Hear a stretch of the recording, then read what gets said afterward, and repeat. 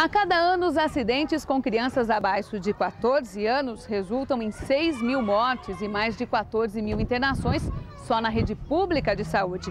Agora você vai saber como os pais podem evitar acidentes dentro de casa.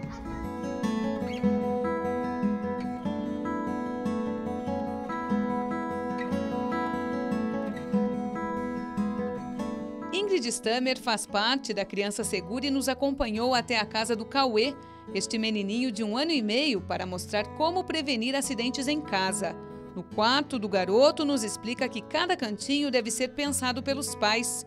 O berço, por exemplo, não deve ter brinquedos, almofadas, nem objetos que possam sufocar a criança. Procurar tirar de dentro do berço os objetos macios, bichos de pelúcia, travesseiros, né? Procurar colocar mais roupa na criança em dias frios do que propriamente cobertores. Evitar colocar excesso de cobertores sobre ela.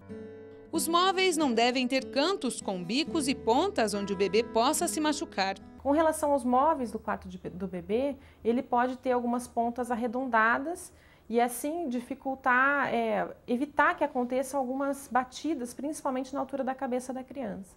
No quarto deste outro bebê, o Leonardo, Ingrid explica que os berços devem ser padronizados. O berço ele deve ser um berço normatizado, ele deve seguir alguns padrões e os pais devem observar isso antes de adquirir o berço. Então, se o berço tiver rodinhas, por exemplo, ele tem que ter uma trava especial para o berço não se mover.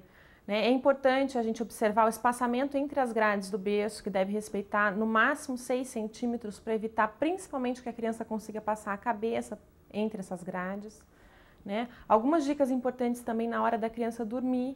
A posição da criança dormir, que deve ser de barriga para cima nos primeiros meses de vida, salvo algumas exceções em que a criança tem algum probleminha de saúde e que o médico daí vai recomendar a melhor forma para a criança dormir. O ideal para crianças pequenas é retirar os protetores de berço. Essas almofadas instaladas nas beiradas podem asfixiar a criança. E a gente traz um alerta especial também para a questão dos protetores de berço. É importante a gente observar que o protetor ele pode trazer um risco por sufocamento. E aí a gente desaconselha nos primeiros meses de vida que seja utilizado. Como o Leonardo já tem 1 ano e meio, o berço dele pode ter os protetores. Ainda no quarto, as gavetas da cômoda merecem atenção. Nas gavetas desses móveis, tanto do armário quanto da cômoda, por exemplo, é interessante reservar para as gavetas mais baixas objetos que não ofereçam risco. Então, tirar do alcance da criança produtos de higiene pessoal, objetos cortantes, por exemplo, a tesourinha de cortar unha, sabe? Esse tipo de objeto que a criança em acesso a ele possa ter algum problema. No banheiro, o ideal é retirar produtos de higiene e beleza do alcance dos pequeninos. Outro grande risco neste cômodo fica por conta da água. Esta tampa deve ficar sempre abaixada. Traz o risco por afogamentos, principalmente para as crianças menores, em que elas estão numa fase de desenvolvimento, em que elas têm a cabeça mais pesada do que o resto do corpo. Então, essa desproporção acaba causando com que a criança se desequilibre mais facilmente, que a cabeça exerça um peso maior e que muitas vezes ela se encontra em situações em que ela não consegue reverter aquele quadro. Então, ela não sabe se defender do perigo, ela não consegue reconhecer o perigo e ela acaba cedendo facilmente. E o afogamento, ele é muito silencioso, ele é muito rápido. Então, por isso é importante, a principal dica quando a gente trata de afogamento é a observação constante por parte de um adulto. Isso é muito importante para evitar os afogamentos. Na área de serviço, os produtos de limpeza devem ficar no alto dos armários. Nesse cômodo, a gente encontra outros riscos, que são os produtos de limpeza, que podem causar facilmente a intoxicação de uma criança com uma pequena dose, por exemplo.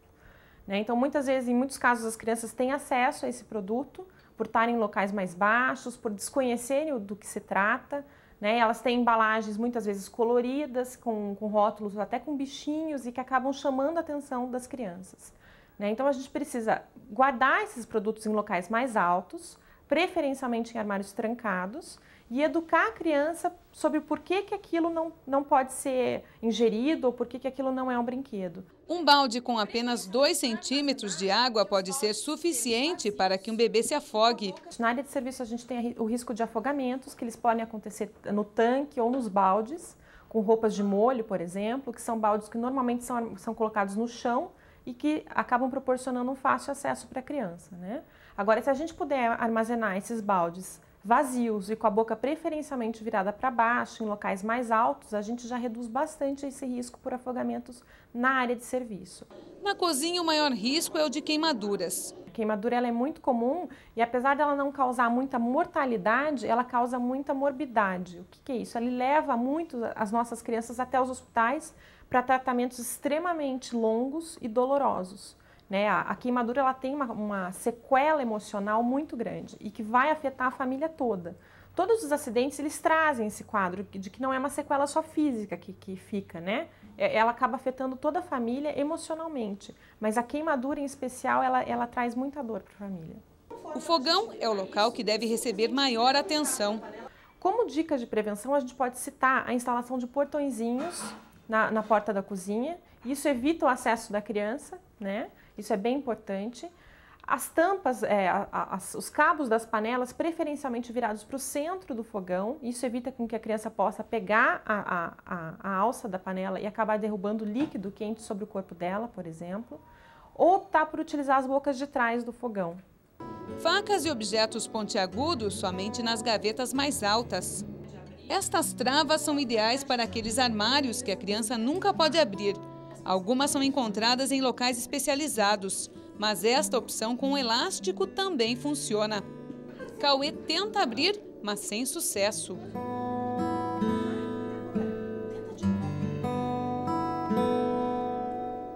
Outro objeto que pode ser muito útil é este portão que impede a criança de entrar na cozinha ou na área de serviço. Por mais que se esforce, Cauê não consegue abrir. O portão pode ser usado também no pé e na base de escadas. Ingrid explica que, além de tomar todas essas precauções, é importante ensinar a criança por que é proibida de tocar em alguns objetos. E é importante também a gente conscientizar o restante da família, né? Então, se você tem funcionários trabalhando dentro da sua casa, procurar trazer essas informações também, né? Assim ele consegue manter o ambiente seguro para a criança.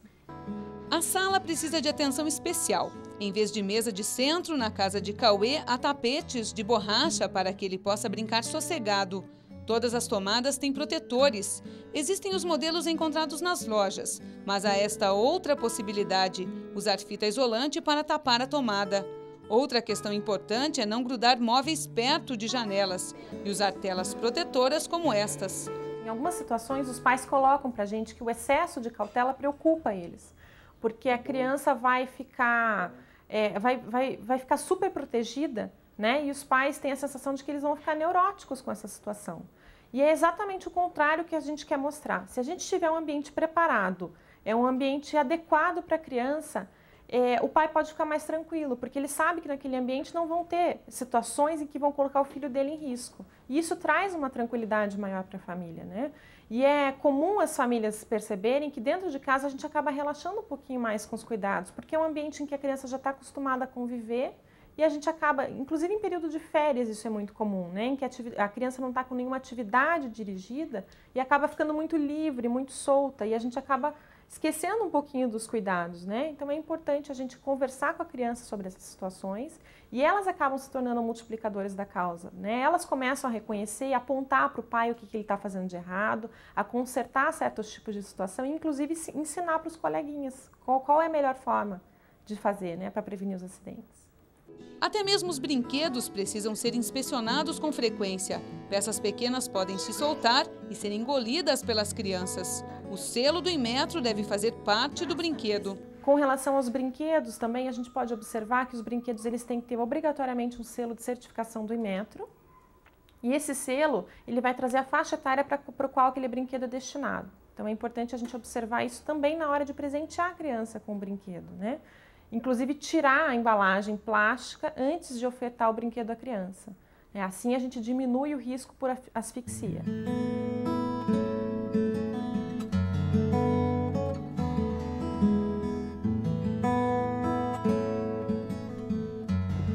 No próximo bloco você vai saber como os produtos de limpeza podem ser um risco dentro de casa. Muitas vezes são confundidos com bebidas e ingeridos pelas crianças. Não saia daí, o Como Se Faz, Como Funciona volta já.